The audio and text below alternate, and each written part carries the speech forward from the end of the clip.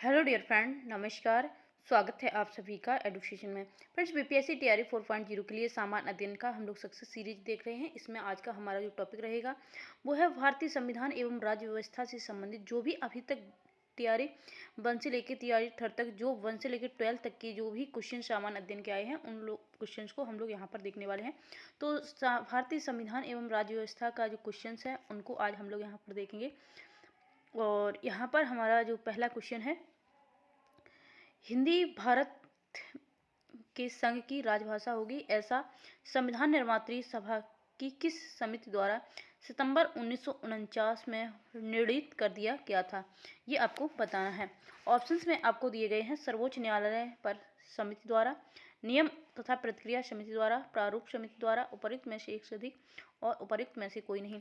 तो फ्रेंड्स, इसका right answer जो है वो प्रारूप समिति द्वारा जो है सी नंबर ऑप्शन इसका राइट हो जाएगा।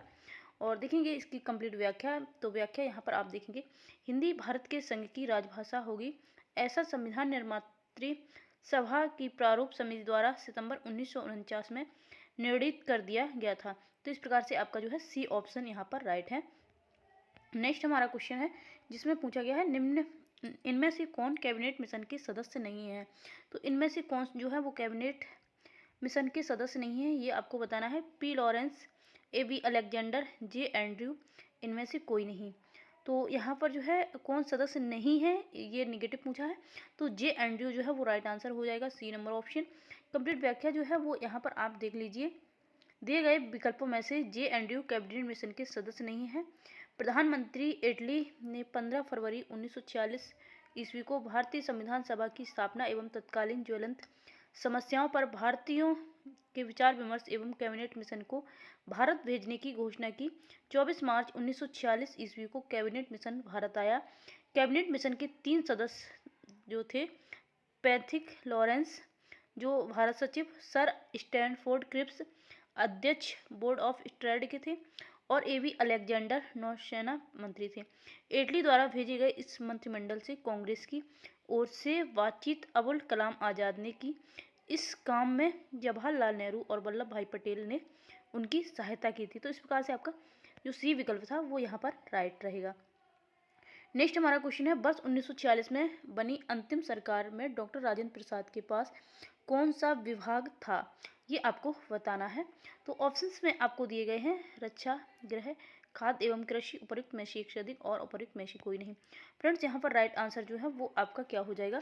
तो इसका जो है राइट आंसर आपका सी नंबर होगा। खाद्य एवं कृषि जो है वो इसका बिल्कुल राइट आंसर हो जाएगा।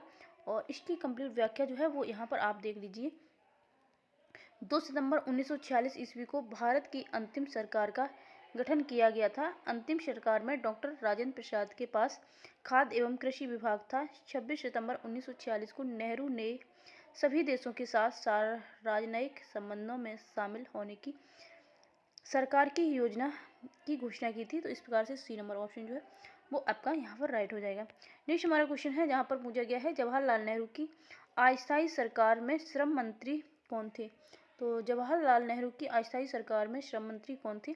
अरुणा आशेपल्ली, सी राजगोपालाचारी, जगजीवन राम, उपयुक्त में से कोई नहीं और उपयुक्त में से कोई जो है एक से अधिक और उपयुक्त में से कोई नहीं।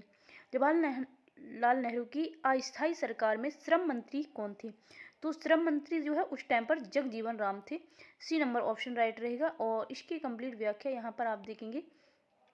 तो ये देखिए, 2 सितंबर 1946 ईस्वी को जवाहरलाल नेहरू के नेतृत्व में गठित भारत की अंतिम यानी कि अस्थायी सरकार में जगजीवन राम को श्रम मंत्री बनाया गया था, जबकि अरुणा आशफ अली को रेलवे एवं परिवहन मंत्री, सी राजगोपालाचारी को शिक्षा मंत्री, जवाहरलाल नेहरू को कार्यकारी परिषद का उपाध्यक्ष, विदेशी मामले व राष्ट्रमंडल का कार्यभार तथा सरदार पटेल को गृह सूचना एवं प्रसारण का दायित्व जो है वो दिया गया था। नेक्स्ट हमारा 5 नंबर क्वेश्चन जहाँ पर पूछा गया है, केवल संविधान सभा के सदस्यों के चुनाव में भाग लेने वाले भारत की वयस्क आबादी के मतदाता का प्रभावी प्रतिशत क्या था? संविधान सभा के सदस्यों के चुनाव में भाग लेने वाले, जिसने सिर्फ जो है संविधान सभा के सदस्यों के चुनाव में भाग लिया था, तो उनके मतदाताओं का प्रभावी प्रतिशत क्या था, ये आपको बताना है। ऑप्शंस यहाँ पर जो है आपको 10 से 15% दिया है, 20 से 25% दिया है, 30 से 35% दिया है, उपयुक्त में से एक से अधिक और उपयुक्त में से कोई नहीं। फ्रेंड्स राइट आंसर आपका ए नंबर ऑप्शन होगा। 10 से 15% जो है राइट हो जाएगा। और इसकी कंप्लीट व्याख्या यहाँ पर आप देख लीजिए। तो यहाँ पर आप देखेंगे भारतीय संविधान सभा के सदस्यों के चुनाव में भाग लेने वाले भारत की वयस्क आबादी के मतदाताओं का प्रभावी प्रतिशत 10 से 15% था। भारतीय संविधान सभा की प्रथम बैठक 9 दिसंबर 1946 को नई दिल्ली में अस्थायी अध्यक्ष डॉक्टर सच्चिदानंद सिन्हा की अध्यक्षता में संपन्न हुई। 11 दिसंबर को डॉक्टर राजेंद्र प्रसाद को संविधान सभा का स्थायी अध्यक्ष चुना गया। वी.एन. राव को संवैधानिक सलाहकार नियुक्त किया गया। तो इस प्रकार से ए नंबर ऑप्शन जो है वो आपका राइट हो जाएगा। नेक्स्ट है भारतीय संविधान की उद्देशिका संघ एवं राज्य क्षेत्र भारतीय संविधान एवं स्रोत अनुच्छेद अनुसूची एवं नागरिकता से संबंधित अब हम लोग क्वेश्चंस को यहाँ पर देखेंगे। तो फ्रेंड्स यहाँ पर देखिए पहला क्वेश्चन है, भारत ने एक मजबूत केंद्र के साथ संघीय प्रणाली का विचार उधार लिया था। कनाडा से, यूएसए से, यूके से उपरोक्त में से एक से अधिक और उपरोक्त में से कोई नहीं। फ्रेंड्स इसका जो है राइट आंसर आप यहाँ पर देखेंगे तो यहाँ पर संघीय जो प्रत्येक संघ का एक नारा होता है जो कि कनाडा। तो यहाँ पर इस प्रकार से आप इसे जो है याद रख सकते हैं। ए नंबर ऑप्शन आपका राइट रहेगा। इसकी कंप्लीट व्याख्या यहाँ पर आप देख लीजिए।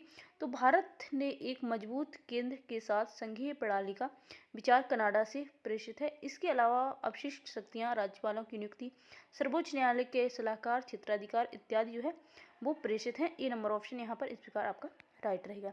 नेक्स्ट आपका क्वेश्चन है, भारत के संविधान की प्रस्तावना न्याय की गारंटी देती है। इसका तात्पर्य है कि भारत अपने जनमानस को अनुमति देता है। तो यहाँ पर जो है आपका सही ऑप्शन क्या होगा, अपने प्रतिनिधियों के निर्वाचन की, कुछ मूल अधिकार रखने की। नेक्स्ट हमारा जो ऑप्शन रहेगा वो रहेगा निर्णय निर्माण में भागीदारी की, उपरोक्त में से कोई नहीं और उपरोक्त में से एक से अधिक। फ्रेंड्स इसका राइट आंसर जो है वो आपका यहाँ पर जो बिल्कुल वाला राइट वाला आंसर होगा वो आपका बी नंबर ऑप्शन जो है राइट रहेगा, जो कि यहाँ पर आप देख सकते हैं कुछ मूल अधिकार रखने की। तो ये जो है वो आपका इसका राइट आंसर रहेगा। और इसकी देख रहे हैं कंप्लीट व्याख्या। तो व्याख्या यहाँ पर आप देखेंगे, भारत के संविधान की प्रस्तावना कुछ मूल अधिकार रखने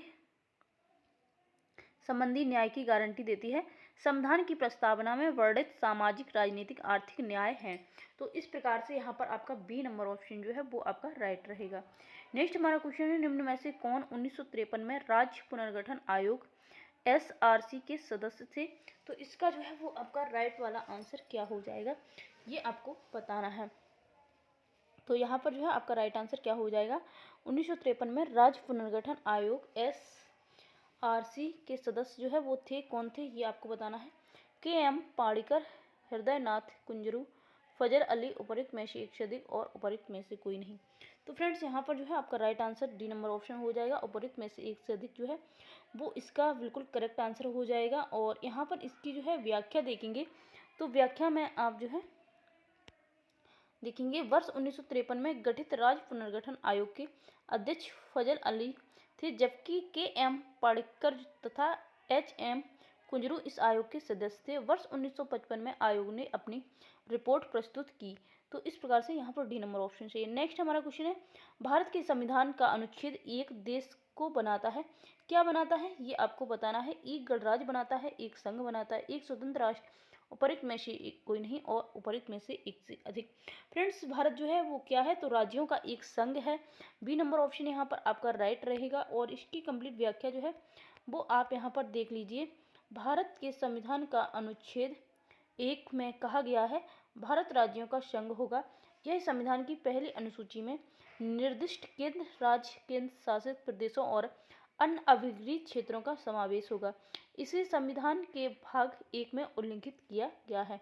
तो क्या है कि संविधान का 1 में भारत जो है क्या है, तो राज्यों का संघ है। ये बात आपको, ये क्वेश्चन जो है बहुत ज़्यादा एग्जाम से पूछा गया हुआ क्वेश्चन है। नेक्स्ट हमारा क्वेश्चन है, CAA के अंतर्गत नागरिकता प्रक्रिया के लिए आवेदन और निष्पादन किसके द्वारा किया जाएगा, ये आपको बताना है। CAA के द्वारा के अंतर्गत नागरिकता प्रक्रिया के लिए आवेदन और निष्पादन किसके द्वारा किया जाएगा। तो यहाँ पर आपका राइट वाला आंसर जो है वो क्या हो जाएगा, जनगणना विभाग द्वारा, डाक विभाग द्वारा, केंद्रीय सुरक्षा आईबी द्वारा, उपरोक्त में से एक से अधिक और उपरोक्त में से कोई नहीं। फ्रेंड्स इसका जो है राइट आंसर आपका सेंसस डिपार्टमेंट जनगणना विभाग द्वारा हो जाएगा। और इसकी कंप्लीट व्याख्या जो है आप देखेंगे तो CAA के अंतर्गत नागरिकता प्रक्रिया के लिए आवेदन और निष्पादन का कार्य जनगणना विभाग द्वारा किया जाता है। यहाँ पर आपका ए नंबर ऑप्शन जो है वो आपका राइट रहेगा। नेक्स्ट हमारा क्वेश्चन यहाँ पर जिसमें कि पूछा गया है, भारतीय संविधान में मौलिक अधिकारों के विचार का संदर्भ किस देश से लिया गया है। भारतीय संविधान में मौलिक अधिकारों के विचार का संदर्भ जो है किस देश से लिया गया है ये आपको बताना है। आयरलैंड से, संयुक्त राज्य अमेरिका से, यूनाइटेड किंगडम से, कनाडा से। फ्रेंड्स इसका राइट आंसर जो है वो आपका बी नंबर ऑप्शन हो जाएगा, संयुक्त राज्य अमेरिका से जो है। और यहाँ पर इसकी कंप्लीट व्याख्या देख लीजिए, भारतीय संविधान में मौलिक अधिकारों के विचार का संदर्भ संयुक्त राज्य अमेरिका से लिया गया है। उल्लेखनीय है कि संविधान के भाग 3 में अनुच्छेद 12 से 35 तक मौलिक अधिकारों का उल्लेख किया गया है। तो इस प्रकार से जो है वो आपका यहाँ पर B number option friends right रहेगा। नेक्स्ट हमारा क्वेश्चन है जहाँ पर आपसे पूछा गया है, भारतीय संविधान में राज्य के नीति निर्देशक सिद्धांत की अवधारणा किस देश के संविधान से ली गई थी। तो भारतीय संविधान में जो राज्य के नीति निर्देशक सिद्धांत हैं इसकी अवधारणा कहाँ से ली गई थी ये आपको बताना है। तो फ्रेंड्स आयरलैंड जो है वो इसका राइट आंसर होगा। और यहाँ पर इसकी जो है आप देख लीजिए कंप्लीट व्याख्या। तो यहाँ आप देखेंगे भारतीय संविधान के राज्य के जो नीति निर्देशक सिद्धांत की अवधारणा आयरलैंड के संविधान से ली गई है। भारत के संविधान के भाग 4 अनुच्छेद 36 से लेकर 51 में राज्य के नीति निर्देशक सिद्धांत शामिल है। भारतीय संविधान का अनुच्छेद 37 निर्देशक सिद्धांतों के कार्यों के बारे में अवगत कराता है। तो इस प्रकार से यहाँ पर जो है वो आपका ऑप्शन राइट रहेगा।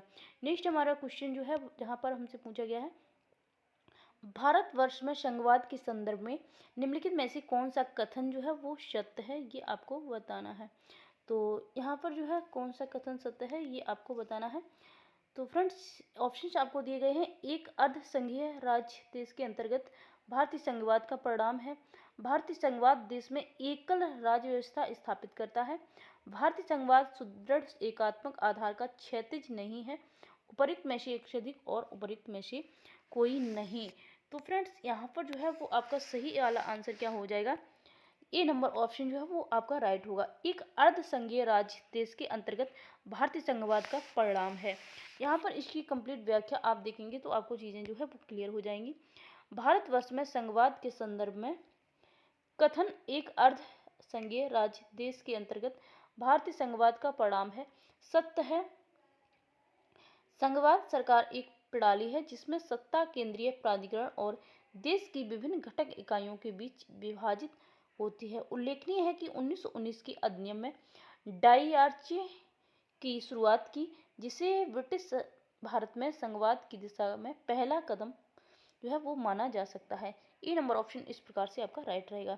नेक्स्ट हमारा है, किन किन अनुच्छेद जो है अनुच्छेदों के अंतर्गत अध्यक्ष सदन के किसी सदस्य को उसकी मातृभाषा में बोलने की इजाज़त दे सकता है। तो यहाँ पर जो है आपका सही आंसर क्या होगा, अनुच्छेद 110, अनुच्छेद 122, अनुच्छेद 120 ए और बी दोनों।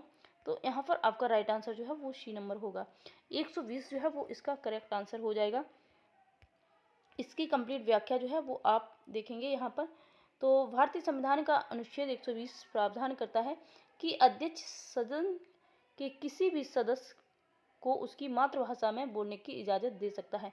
अनुच्छेद 110 का संबंध धन विधेयक से तथा अनुच्छेद 122 का संबंध न्यायालयों द्वारा संसद की कार्रवाई की जांच न करने से है।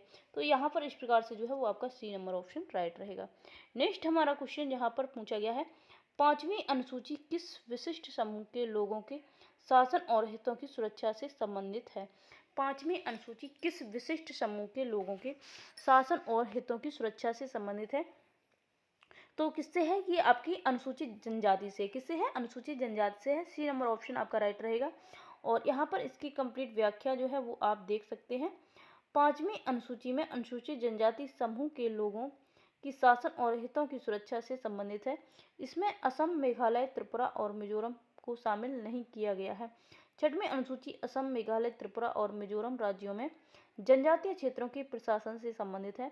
5वीं अनुसूची के तहत राज्यपाल राष्ट्रपति को संबंधित क्षेत्र के लिए प्रतिवेदन दे सकता है, किंतु इसमें अंतिम राष्ट्रशक्ति राष्ट्रपति में ही निहित है। ऐसे अनुसूचित क्षेत्रों के लिए जनजातीय सलाहकार परिषद का प्रावधान है। इनका निर्माण 20 से अनधिक सदस्यों से मिलकर होगा। नेक्स्ट हमारा क्वेश्चन है, भारतीय संविधान के किस अनुच्छेद द्वारा अस्पृश्यता को समाप्त किया गया है? तो इसका राइट आंसर क्या होगा? अनुच्छेद 14, अनुच्छेद 15, अनुच्छेद 17 और अनुच्छेद 22। फ्रेंड्स, इसका जो है राइट वाला आंसर क्या हो जाएगा? तो अनुच्छेद 17 जो है अस्पृश्यता का अंत जो है वो इसमें दिया गया है और वर्णन है इसमें, और इसकी कंप्लीट व्याख्या जो है वो आप यहाँ पर देखेंगे। भारतीय संविधान के अनुच्छेद 17 द्वारा अस्पृश्यता को समाप्त किया गया है और उसका किसी भी रूप में आचरण निषिद्ध है। अस्पृश्यता से उपजी किसी नियोक्ता से लागू करना अपराध होगा, जो विधि के अनुसार दंडनीय होगा। अनुच्छेद 14 का संबंध विधि के समक्ष समता। अनुच्छेद 15 के अनुसार राज्य किसी भी नागरिक के साथ जाति, धर्म, लिंग, जन्म स्थान और वंश के आधार पर भेदभाव नहीं कर सकता। अनुच्छेद 22 का संबंध गिरफ्तारी और कुछ मामलों में नजरबंदी के खिलाफ संरक्षण से है। तो इस प्रकार यहाँ पर आपका सी नंबर ऑप्शन राइट रहेगा। नेक्स्ट है, सिक्किम भारतीय संघ का पूर्ण राज्य बन गया। सिक्किम जो है भारतीय संघ का पूर्ण राज्य बन गया 1974 में, 1975 में, 1976 में, उपरोक्त में से कोई नहीं। फ्रेंड्स, जो है वो इसका बिल्कुल सही वाला आंसर होगा। ए नंबर ऑप्शन जो है यहाँ पर फ्रेंड्स इसका जो है बी नंबर ऑप्शन 1975 जो है वो इसका राइट होगा। और देखेंगे इसकी कंप्लीट व्याख्या, तो व्याख्या यहाँ पर आप देखेंगे, सिक्किम भारतीय संघ का पूर्ण राज्य 16 मई 1975 को बना। सिक्किम भारत के 22वें राज्य के रूप में शामिल हुआ। इस अधिनियम में प्रावधान किया गया कि सिक्किम की विधानसभा में 32 से कम सदस्य नहीं होंगे। सिक्किम की राजधानी कहाँ पर है? तो गंगटोक है। ये बात आपको याद रखनी। नेक्स्ट है हमारा समुद्र पारीय भारतीय नागरिकता OCI योजना भारत में निम्नलिखित में से किस अधिनियम द्वारा प्रारंभ की गई थी? तो जो है किस अधिनियम द्वारा प्रारंभ की गई थी? नागरिकता संशोधन अधिनियम 2003, नागरिकता अधिनियम 1955, नागरिकता संशोधन अधिनियम 2019, उपरोक्त में से एक से अधिक और उपरोक्त में से कोई नहीं। फ्रेंड्स, जो है इसका राइट आंसर हो जाएगा यहाँ पर ए नंबर ऑप्शन, नागरिकता संशोधन अधिनियम 2003 जो है वो इसका राइट आंसर होगा। और यहाँ पर देखेंगे इसकी कंप्लीट व्याख्या, तो समुद्र पारी भारतीय नागरिकता OCI योजना भारत में नागरिकता संशोधन अधिनियम 2003 द्वारा प्रारंभ की गई थी। इस योजना के अंतर्गत भारतीय मूल के वे नागरिक समुद्र पारी भारतीय नागरिक के रूप में पंजीकरण कराने हेतु योग्य होंगे जो 26 जनवरी 1950 तथा उसके पश्चात भारत के नागरिक थे या भारत के नागरिक होने के पात्र थे। पाकिस्तान एवं बांग्लादेश या सरकार जिसे निर्दिष्ट करे उस देश की नागरिकों को छोड़कर। तो जो है ये आपका यहाँ पर ए नंबर ऑप्शन राइट होगा। नेक्स्ट हमारा क्वेश्चन है जहाँ पर पूछा गया है, भारतवर्ष के संविधान की प्रस्तावना में बंधुत्व निम्नलिखित में से मुख्यतः किसे आश्वासित करता है? तो ये आपको बताना है। ऑप्शंस आपको दिए गए हैं। बंधुत्व जो है वो किसे आश्वासित करता है? व्यक्ति की गरिमा, देश की एकता अखंडता, नागरिकों की न्याय, उनकी स्वतंत्रता, समानता, उपरोक्त में से एक से अधिक और उपरोक्त में से कोई नहीं। फ्रेंड्स, यहाँ पर आपका जो है डी नंबर ऑप्शन रहेगा, उपरोक्त में से एक से अधिक। और तो यहाँ पर इसकी व्याख्या जो है वो आप देख लीजिए। भारतीय संविधान की प्रस्तावना में बंधुत्व का अर्थ जो है भाईचारे की भावना है। यह एकल भारतीय तंत्र के माध्यम से भाईचारे की भावना को प्रोत्साहित करता है। बंधुत्व मुख्यतः दो बातों को आश्वासित करता है, व्यक्ति की गरिमा, देश की एकता एवं अखंडता। तो इस प्रकार से यहाँ पर जो है डी नंबर ऑप्शन आपका राइट रहेगा। नेक्स्ट हमारा क्वेश्चन जो है मूल अधिकार राज्य के नीति निर्देशक तत्व और मूल कर्तव्य से संबंधित है, जहाँ पर जो है आपसे पूछा गया है कि संविधान का कौन सा अनुच्छेद अस्पृश्यता के उन्मूलन को सुनिश्चित करता है? तो फ्रेंड्स, यहाँ पर जो है वो आपका राइट आंसर क्या हो जाएगा? तो अनुच्छेद जो है वो यहाँ पर 17 ही होगा। फ्रेंड्स, इसके आगे के जो क्वेश्चन है वो हम लोग नेक्स्ट वीडियो में देखेंगे। चैनल से जुड़े रहें। चैनल को सब्सक्राइब नहीं किया है तो चैनल को सब्सक्राइब जरूर कर लें। BPSC 4.0 के लिए जो भी कैंडिडेट तैयारी कर रहे हैं, तो सभी लोग चैनल को सब्सक्राइब कर लें। जो अभी तक जो भी प्रीवियस PYQ हैं वो सारे हम लोग धीरे धीरे करके कंप्लीट कर लेंगे। Thank you.